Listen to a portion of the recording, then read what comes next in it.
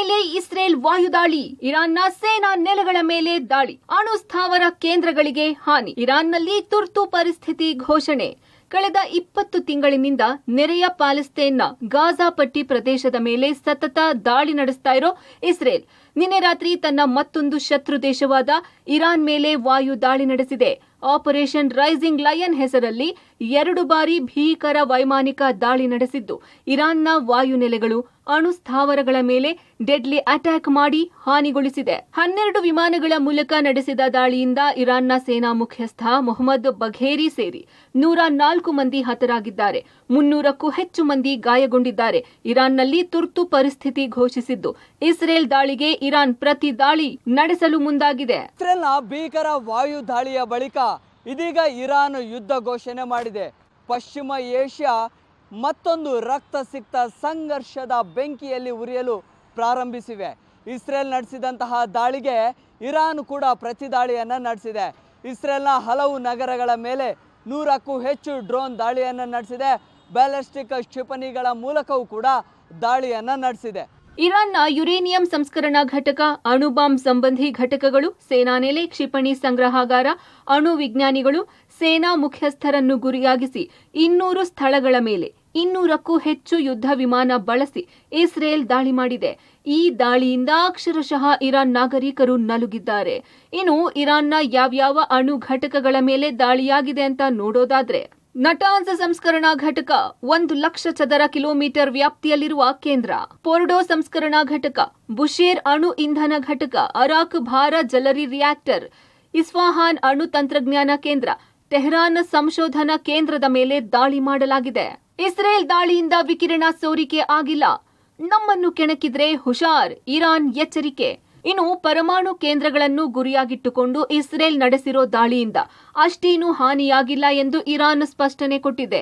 ಪರಮಾಣು ಕೇಂದ್ರಗಳನ್ನ ಗುರಿಯಾಗಿಸಿಕೊಂಡು ನಡೆಸಿರೋ ದಾಳಿಯಲ್ಲಿ ವಿಕಿರಣ ಕೂಡ ಸೋರಿಕೆ ಆಗಿಲ್ಲ ಅಂತ ಹೇಳಿದೆ.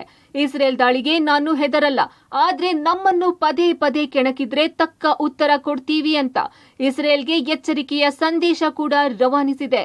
ಇಸ್ರೇಲ್ ಮೇಲೆ ಇರಾನ್ ಪ್ರತಿದಾಳಿ, 100ಕ್ಕೂ ಹೆಚ್ಚು ಡ್ರೋನ್ ಮಿಸೈಲ್ ದಾಳಿ.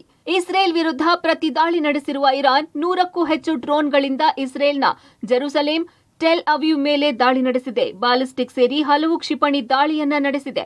ಈ ದಾಳಿಯಲ್ಲಿ ಕೆಲವು ನಗರಗಳ ಕಟ್ಟಡಗಳಿಗೆ, ನಾಗರಿಕರಿಗೆ ಹಾನಿಯಾಗಿದೆ ಅಂತ ಹೇಳಲಾಗ್ತಿತ್ತು. ಸಾವುಗಳ ಬಗ್ಗೆ ಸ್ಪಷ್ಟತೆ ಸಿಕ್ಕಿಲ್ಲ.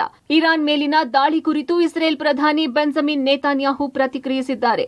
ನಮ್ಮ ಅಸ್ತಿತ್ವಕ್ಕೆ ಅಪಾಯ ಎದುರಾದ ಹಿನ್ನೆಲೆ ಈ ದಾಳಿ ನಡೆಸಲಾಗಿದೆ. ನಮ್ಮ ಮೇಲಿನ ಅಪಾಯ ನಿಲ್ಲುವವರೆಗೂ ದಾಳಿ ಮುಂದುವರಿಯಲಿದೆ ಎಂದು ಇಸ್ರೇಲ್ ಪ್ರಧಾನಿ ಬೆಂಜಮಿನ್ ನೇತಾನ್ಯಾಹು ಘೋಷಿಸಿದ್ದಾರೆ. ಜೊತೆಗೆ ಘಟನೆ ಕುರಿತು ಭಾರತದ ಪ್ರಧಾನಿ ನರೇಂದ್ರ ಮೋದಿ ಸೇರಿದಂತೆ ಜಾಗತಿಕ ಗಣ್ಯರಿಗೆ ಕರೆ ಮಾಡಿ ನೇತಾನ್ಯಾಹು ಮಾಹಿತಿ ನೀಡಿದ್ದಾರೆ. 1980ರಲ್ಲಿ ಇರಾಕ್ ಜೊತೆಗಿನ ಯುದ್ಧದ ನಂತರ ಎದುರಿಸಿದ ಅತಿ ದೊಡ್ಡ ದಾಳಿ ಇದಾಗಿದೆ. ಈಗಾಗಲೇ ಇಸ್ರೇಲ್ನ ದಾಳಿಗೆ ಇರಾನ್ ಪ್ರತಿದಾಳಿಯನ್ನು ಕೂಡ ನಡೆಸ್ತಾ ಇದೆ. ಅದರ ಜೊತೆಗೆ ಇರಾನ್ನ ಹಲವು ವಾಯು ನೆಲೆಗಳನ್ನು ಕೂಡ ಧ್ವಂಸ ಮಾಡಿದೆ ಇಸ್ರೇಲ್ ಸೇನೆ. ಇಸ್ರೇಲ್ ಸೇನೆಗೆ ಇದೀಗ ಇರಾನ್ನ ಪರಮೋಚ್ಚ ನಾಯಕ ಅಯತೊಲ್ಲಾ ಅಲಿ ಕೂಡ ಎಚ್ಚರಿಕೆಯನ್ನು ನೀಡಿದ್ದಾರೆ. ಪ್ರತೀಕಾರವನ್ನು ಪಡೆದು ತೀರ್ತೀವಿ ಅನ್ನುವಂತಹ ನೇರ ಎಚ್ಚರಿಕೆಯನ್ನು ನೀಡಲಾಗಿದೆ. ಅದರ ಜೊತೆಗೆ ಅಮೆರಿಕದ ನಡೆಯ ಬಗ್ಗೆ ಕೂಡ ಇದೀಗ ತೀವ್ರ ಅಸಮಾಧಾನವನ್ನು ಕೂಡ ವ್ಯಕ್ತಪಡಿಸಿದ್ದಾರೆ. ಶಾಂತಿ ಒಪ್ಪಂದದ ಮಾತುಕತೆಗೂ ಕೂಡ ಇರಾನ್ ಮುಂದೆ ಬರ್ತಾ ಇಲ್ಲ. ವಿದೇಶಿ ವಿಮಾನಗಳಿಗೆ ಇರಾನ್ನಲ್ಲಿ ವಾಯು ಪ್ರದೇಶವನ್ನು ಮುಚ್ಚಲಾಗಿದ್ದು, ಅಮೆರಿಕದ ಮೇಲೆ ಇರಾನ್ ಅಸಮಾಧಾನ ವ್ಯಕ್ತಪಡಿಸಿದೆ. ಪರಮಾಣು ಶಸ್ತ್ರಾಸ್ತ್ರ ಕುರಿತು ಅಮೆರಿಕ ಜೊತೆ ರಾಜತಾಂತ್ರಿಕ ಮಾತುಕತೆ ನಡೆಸುವುದರಲ್ಲಿ ಅರ್ಥವಿಲ್ಲ ಎಂದು ಇರಾನ್ ಅಸಮಾಧಾನ ವ್ಯಕ್ತಪಡಿಸಿದೆ. ಇಸ್ರೇಲ್ ನಮ್ಮ ಮೇಲೆ ಭೀಕರವಾಗಿ ದಾಳಿ ನಡೆಸಿದರೂ ಕೂಡ ಅಮೆರಿಕ ಬೆಂಬಲ ವ್ಯಕ್ತಪಡಿಸಿರುವುದಾಗಿ ಆರೋಪಿಸಿದೆ. 2 ರಾಷ್ಟ್ರಗಳಿಂದ ದಾಳಿ ಪ್ರತಿದಾಳಿ ನಡೀತಾ ಇದ್ದು, ಜನ ಬಂಕರ್ಗಳಲ್ಲಿ ಉಳಿದುಕೊಂಡು ಜೀವ ಉಳಿಸಿಕೊಳ್ಳುತ್ತಿದ್ದಾರೆ. Prakash D Rampur, public TV, Bengaluru.